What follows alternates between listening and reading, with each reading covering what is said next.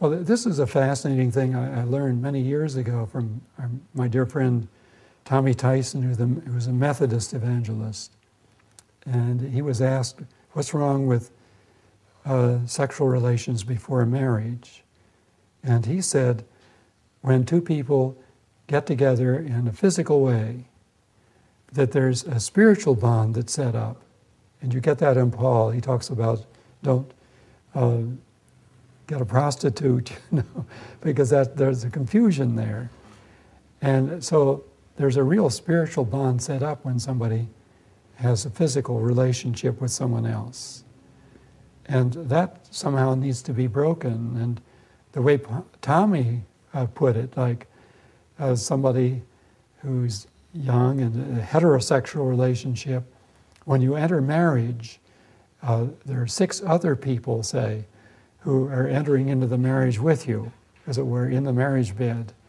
And I remember he always would pray for people before they're married that they be cut free from all these other relationships. So there's a mysterious spiritual relationship which is consummated in the physical relationship.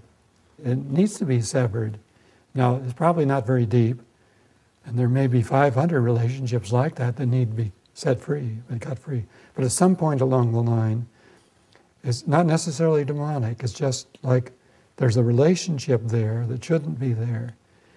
And it'll always be there in your memory, at least. And the person needs to be set free. Soul ties is another word for it. I remember Dennis Minnitt, part of his testimony. He was the first Episcopal priest that we know of to be baptized in the Spirit in 1959. And part of his testimony was, in his dreams, he used to have terrible temptations in his dreams. After he's baptized in the Spirit, all those lifted off and disappeared. Now that doesn't always happen, but that's wonderful, something that God can do. And so we pray that people be set free at some point when they're ready for it, when they can accept it. See, I want that.